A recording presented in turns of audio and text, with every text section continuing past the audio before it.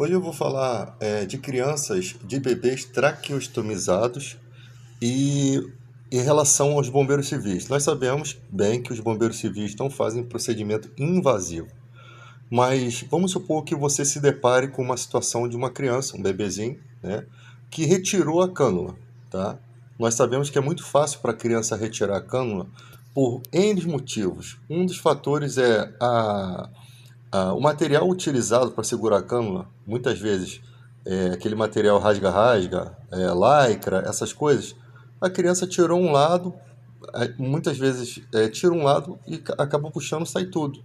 Ainda mais materiais, tecidos que esticam. Né? Então, os médicos costumam usar aquele que é tipo um rasga-rasga, só que ele, soltando de um lado, você consegue tirar a cânula toda. Então, a cânula interna, ela não é retirada para limpar no cotidiano, tá? Raramente você tira a cânula interna. Geralmente se faz aquela aspiração com um aparelho, né, que aspira para não ter a necessidade de tirar a cânula interna. Ela só é tirada mesmo quando ela realmente precisa ser trocada ou quando realmente está muito suja, a criança está ressecado, né? Não faz ali a limpeza com soro ali, com aspiração direito. Mas geralmente se tira a cânula interna, né? Aí se passa um cotonete nessa interna, que é uma que encaixa na outra. Você passa um cotonete por dentro e limpa, né? Mas a interna, a que fica na criança, não é retirada constantemente. Mas as crianças costumam tirar essas cânulas. Aí eu passei por esse problema, o meu filho foi traqueostomizado, e o problema é o seguinte, que a forma como você coloca essa cânula, porque uma criança, um nenenzinho, quando ele tem a cânula zero, que é a primeira, quando ele retira, você não pode demorar para colocar essa cânula de volta, porque o canal interno onde essa cânula foi colocada, ele não está formado ainda. Então aquela carne começa a se fechar, tá? E se essa carne se fecha, a criança morre. Simplesmente começa a faltar ar, a criança começa a ficar com a vista escura, né? E o procedimento da colocação da cânula ela entra de lado e você vai girando até colocá-la na posição de frente.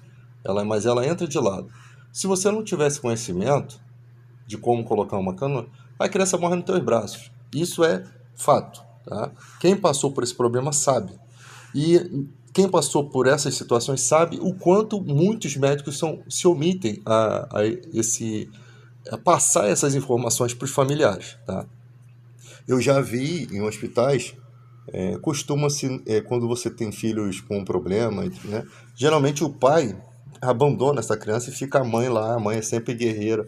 Mas eu vi uma situação invertida, onde a mãe abandonou e o pai que era o herói da história. E o pai não tinha noção nenhuma de como limpar a cânula. Simplesmente mandaram o cara para casa com a criança com a cânula zero, um nenenzinho de colo, deram todos o suporte, né? Mandaram ele comprar o equipamento de fazer aspiração, porque senão você tem que ficar indo toda vez lá no posto de saúde para fazer. Deram gases, deram tudo para limpar, mas não ensinaram o cara a fazer. E isso, cara, acontece muito. A irresponsabilidade, né? Não é uma coisa que você pode deixar a critério dos pais sem saber se realmente o pai vai saber, a mãe vai saber fazer a limpeza correta. Isso tem que ser, essas crianças têm que ser melhor tratadas, tá? E os pais têm que ser melhor recepcionados nos hospitais para sair do hospital entendendo o que se passa com aquela criança, os cuidados especiais que essa criança vai ter, tá? Inclusive uma vez o meu filho no meio da rua engasgou, né? A cânula se ressecou, eu fui no meio da rua, tirei a cânula para limpar com cotonete, que a gente andava todo equipado, né, com as coisas da criança, do bebê. E as pessoas na rua, a população flutuante, toda pensando que estavam fazendo alguma maldade com aquela criança. Então as pessoas não compreendiam o que estava acontecendo, tá? Então a situação acontece às vezes essas coisas que você vê. E eu acho que mesmo o bombeiro civil não podendo fazer procedimento invasivo, seria necessário ter esse conhecimento. Exatamente. Existem adultos traqueostomizados, né? Existem adultos que não têm mais a cânula, tem um buraco, né? E existem adultos que não podem retirar a cânula porque o organismo dele é tão forte que se retirar a cânula ele fecha. Então é um organismo que trabalha contra ele mesmo. Isso é alguns conhecimentos que vocês precisam ter, né?